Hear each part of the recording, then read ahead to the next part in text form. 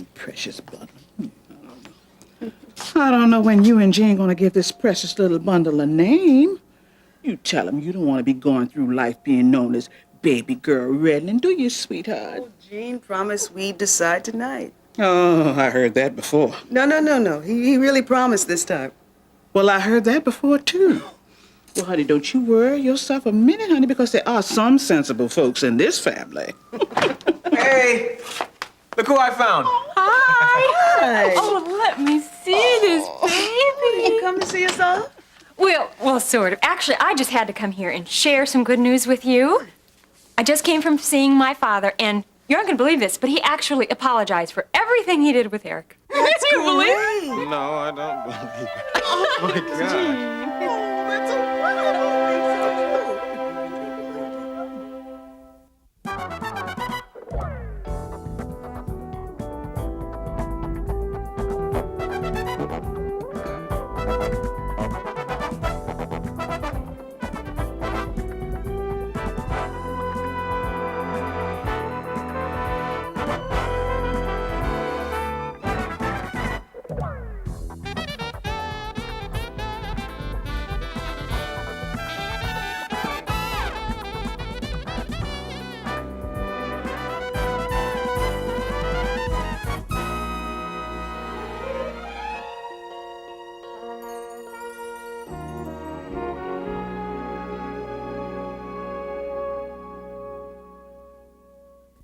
You mean Charles Carpenter actually apologized for something? Well, maybe there's a God after all, Ma. Oh, Jean, don't be ugly. Well, tell us, sweetheart. Okay, well, first of all, I have to admit that I was hoping that Daddy would soften a little when I offered to let him visit with Eric. But I never could have expected what I got. He actually said that he never should have started the lawsuit, and he just went on and on about how he really wanted things to be different with us. It was incredible. Oh, that's wonderful. Maybe a little too incredible. That sounds a bit too good to be true to me. No, Jean, you would have had to have seen him, and you could have known, like me, that he really was telling the truth. Well, now, I think it's wonderful. Thank you. Still, you ought to be a little careful. Give him a little bit just at first, till you see whether or not he can be trusted. Okay, I'll buy that. Maybe a leopard can change his spots. That leopard's gonna have to go to the dentist and get all the teeth pulled before I get anywhere near him. Beautiful. Baby. May I? Please. I'd like to start with the day before the murder. Miss Phillips? Unless I'm violating some obscure point of the law, I'd prefer to stand. No, that's quite right. You stated that the day before the murder, the day before your mother was shot, you had to be out of town on business. What was the nature of that business? You did understand the question, Miss Phillips. Yes, I'm trying to remember. Maybe I can help to refresh your memory.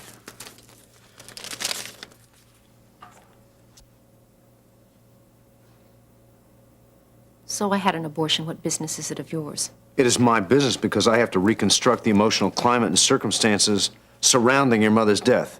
Now, your abortion may have some significance, especially since you chose not to tell me about it since last we talked. I might also like to point out to you that I know a great deal about your activities the day and evening before the murder. So this conversation is really pointless, isn't it? I only mention it to encourage you to stick to the truth. I have no reason not to, Sergeant. I certainly hope not, Miss Phillips. After your abortion, what time did you arrive back in Kingsley? About 8 o'clock. You came directly here? Yes. Was anyone here with you? My mother. I told you this once before. Oh, yes, that's right. Now, refresh my memory again, please. She was here, why? Because Lee had a campaign commitment. That explains where Lee Carruthers was, not why your mother was here. She gave me no explanation, and I didn't ask her. Why not? She has her own home. Logic dictates she should have been there. I don't know. Did you ask Lee any of these questions? Yes, I did, and I'm still looking for a satisfactory answer. Well, I'm sorry, I can't give you one. Look, my mother and I had an argument when I came in. An argument? Yes, that's why we didn't go into the particulars of why she was here. What'd you argue about? Whether or not to tell Gil about the abortion. You didn't want to. No. But it was his baby, wasn't it? It's my body and it was my business. I see. But obviously your mother didn't agree. No. She thought I should tell him. But I told her that it wasn't any of her business, and right after that I walked out. And how intense was this disagreement, Miss Phillips? Not intense enough to do what you're thinking. Look, you have your murderer. You have him in custody. Why is it necessary to go through all of this? How intense was the argument, Miss Phillips? Intense enough for me not to want to come back here, which I didn't. I went to the Castaway bar, and then I went to Blair's. And yes, I ran into Gil at the Castaway. And no, I did not tell him about the abortion. Okay, then who did? The only person who could have, my mother. Which meant he lied. He lied to you about not seeing her that night. Also, the gun that was used to kill her belongs to him. I know. And you don't care? You seem to be very interested in preventing me from continuing my line of questioning, Miss Phillips. Now, why is that? Because I find those two pieces of information interesting, don't I'm quite you? sure you do. At what time did you arrive at Miss Simpson's apartment? 9:30. What happened when you were there? We talked. I told her about my argument with my mother and with Gil, and that I couldn't deal with it, and she said that I could stay with her. Where did you sleep? On her couch. You can call tossing and turning sleep. Finally, about 6, I decided that anything was better than being that uncomfortable, so I came back here to face the fireworks with Mother and with Gil. And the rest you know. What time did Miss Simpson go into her bedroom? I don't know, midnight? You didn't see her again before you left? No. How did she sleep that night? I have no idea. Probably better than I did. Excuse me.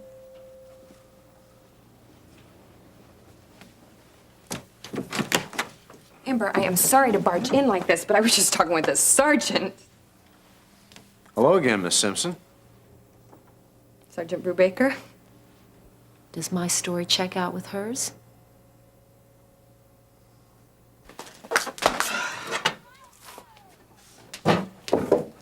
Babs, you down here? Yeah, I'm in here. Oh, hi. Listen, have you seen Eric? Did he come tearing through here? Oh, yeah, he went down to catch the ball game in Johnson's lot down there. Oh, okay. Hey, do you know what the difference between quarts and gallons is?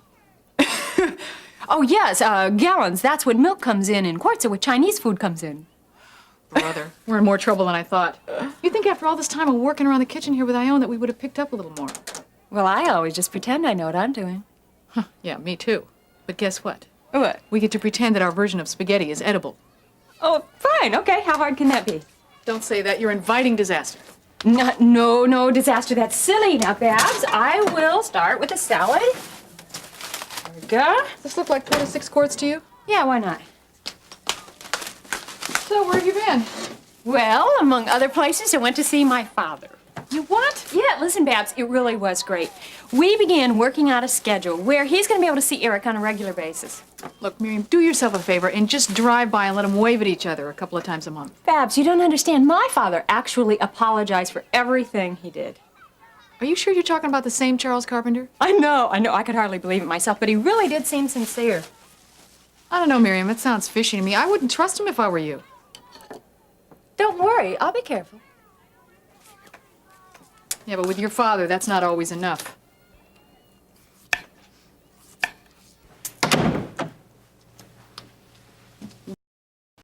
Did you catch me any lies, Sergeant Brubaker? I told you that I knew a great deal about your evening. Why drag my friends into this? Why drag people who don't have anything to do with this? You make it sound like I should apologize for doing my job. Miss Simpson, I'm glad you're here. Question I meant to ask you before. The night Miss Phillips spent on your couch, did you hear her leave? No, What time did you get up that morning? 6:30. My alarm's always set for then. That's when I run. Do you have any problem sleeping? No, Didn't wake up at all? no. Okay. Thank you. Thank you, Miss Phillips.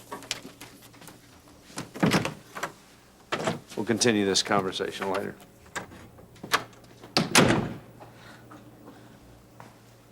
can't believe this.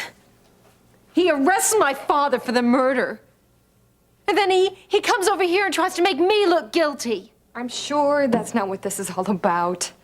Oh, no? Then why did you rush over here with that worried look all over your face? Next, he'll probably decide that I slipped out of your apartment, killed my mother, and then came back and pretended to find her.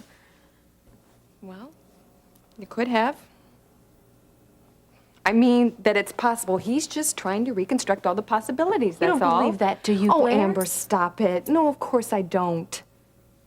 He's just got you a little spooked. Now, everything's gonna be all right. I was in your apartment until 6. You don't have to convince me of that.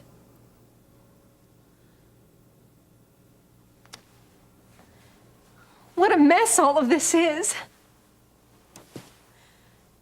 My mother is dead, and instead of being allowed to grieve for her, I have to play games with policemen.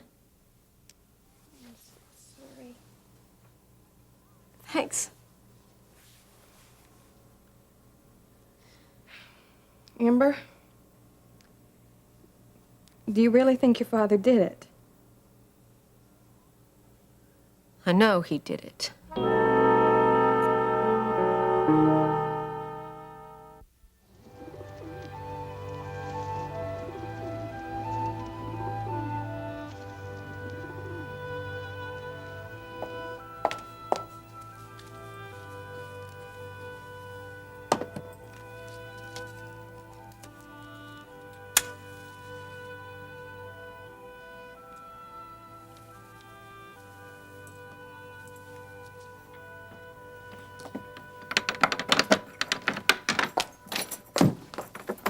Right on time. For what?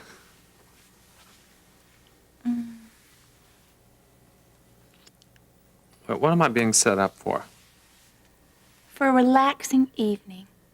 Don't get so suspicious. Come on, sit down. What is this?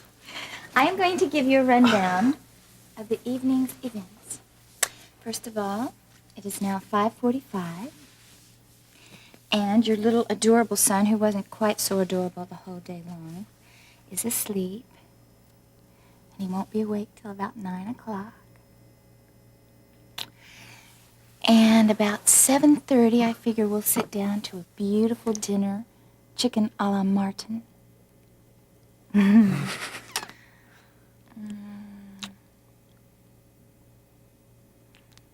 But in the meanwhile, I've got this for you.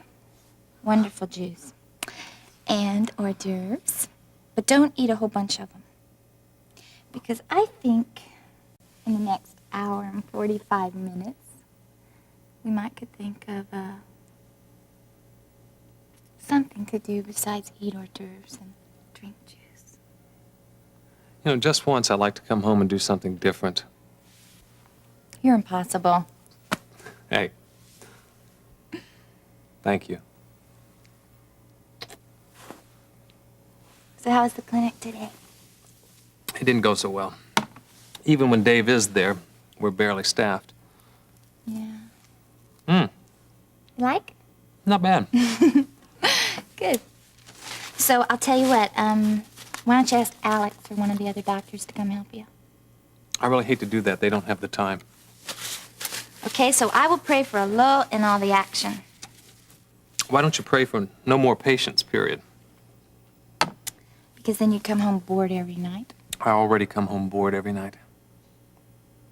Ben, Lori, I had a frightening thought today.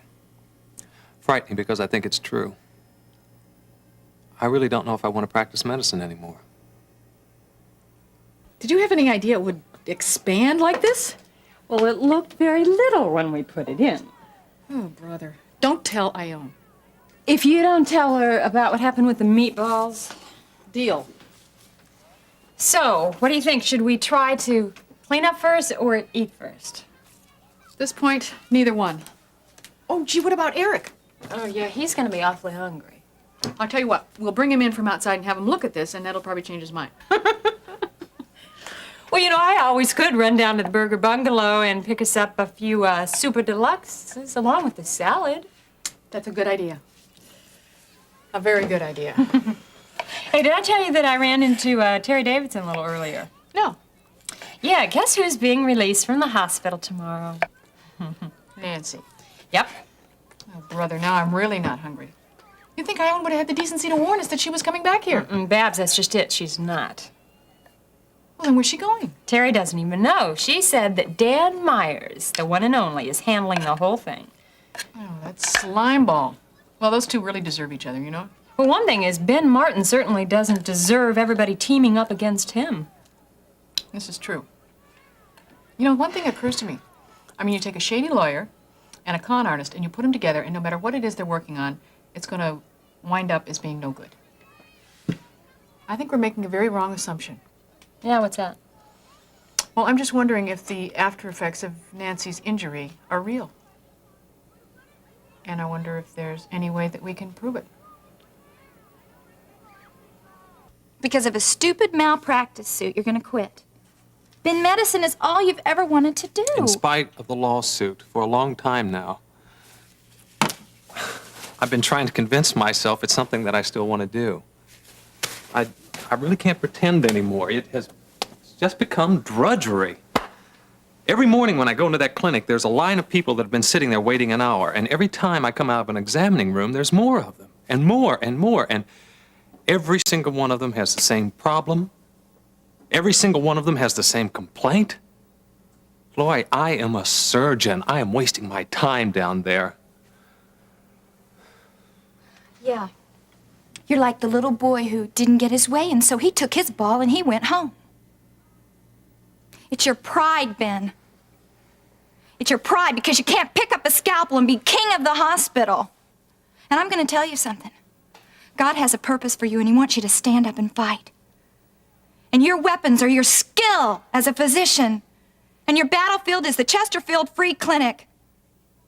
And so are you going to tell me that he's wrong? No, I'm just trying to tell you that maybe he has something else in mind for me. Well, I wish he'd tell me. And he better do it fast, because I'll tell you something. You're going to have a heck of a fight on your hands. Great. You woke up, Scott. Yeah, well, you've done a lot more than that.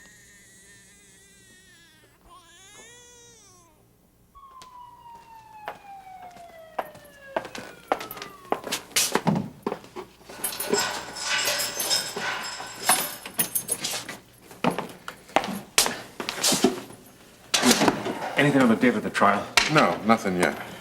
Any indication what it might be? Well, no. My guess is to be a little less than a month. A month? Well, Dave, don't worry. You're not going to be in here that long. I think we've got the $25,000. From who? Well, the source wants to stay anonymous. But I'll let you know whatever I can as soon as I know. Well, that's good news, Harold. Thank you. Well, that's not the end of it. Apparently, there have been some inconsistencies in some of the alibis from some of the other people. Whose? Gil Prescott and Lee Carruthers. Now, it's unofficial, definitely unconfirmed, but after years of doing business with the Brubaker, I get to where I can sense things, and I know that he's not happy with what they told him. Lee and Gil. Why would they do such a thing? Well, why would anybody? Yeah, but when you think about the two of them, it's ridiculous. I mean, what motive could Gil have? And Lee, well, Kate was his wife. And no matter what selfish reason he had for marrying her, she was no good to him dead. Stranger things have been known to happen. Look, Dave, I know it sounds kind of hard and callous, but as much suspicion as we can divert from you, the better it's going to be for you.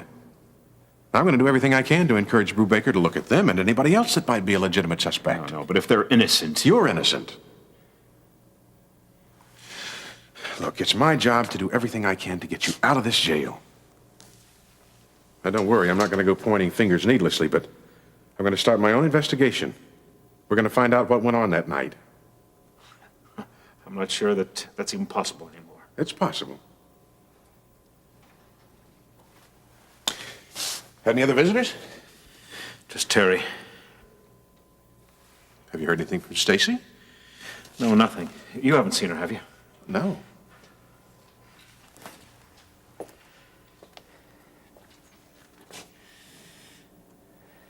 I wonder if I'll ever see her again.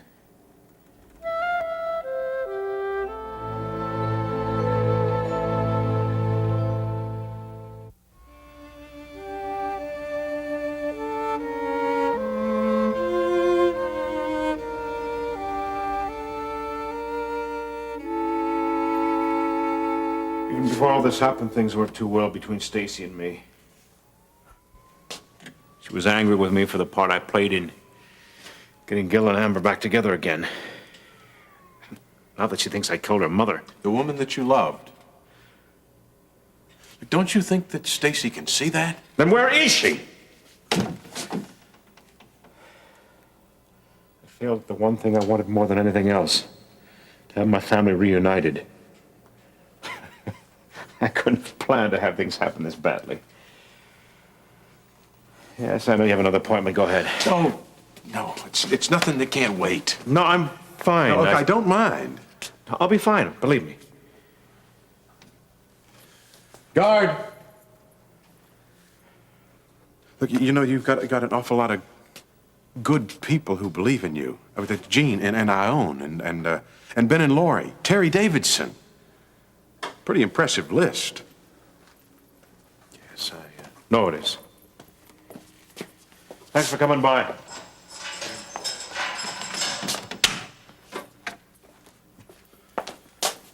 I'll talk to you tomorrow.